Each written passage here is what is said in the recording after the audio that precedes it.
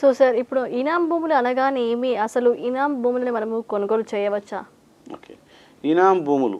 So ఇంతకుముందు రాజులు, చక్రవర్తులు, సుల్తానులు, తర్వాత ఈ మహమ్మదీయ రాజులు, సో ఎవరున్నప్పుడు కూడా వాళ్ళ దగ్గర వందల వేల ఎకరాల భూములు ఉండేటివి. అంటే భూమి అనేది మొత్తం భూమికి రాజు చక్రవర్తి.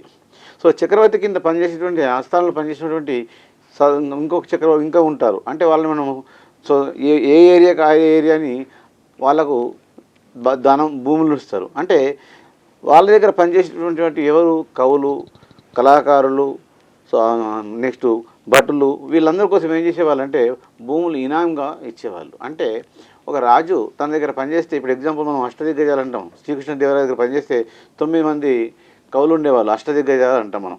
వాళ్ళందరికీ ఏం చేస్తే వాళ్ళకు మంచి అంటే వాళ్ళ యొక్క కవిత్వాలకు మెచ్చి వాళ్ళకు భూములు ఇనాంగా ఇచ్చేవారు అనమాట. భూములు ఇనాంగా ఇచ్చేవారు.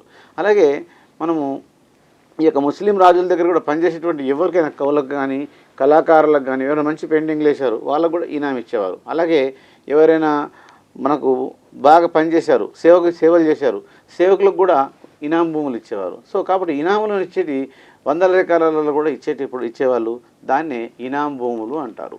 సో ఇనాం భూములను ఎప్పుడైతే తీసుకున్నారో ఇనాం భూములు, వాళ్ళు ఆ భూమికి ఓనర్స్ అవుతారు. కానీ ఆ ఇనాం భూములను నెక్స్ట్ వారసత్వంగా వాళ్ళ వంశానికి ఇనాం భూముల్ని చేసుకుంటూ పోవచ్చు. అంటే వాళ్ళు వారసత్వంగా ట్రాన్స్ఫర్ చేసుకుంటూ పోవచ్చు. కానీ ఇనాం భూముల్ని అమ్మడానికి ఉండదు.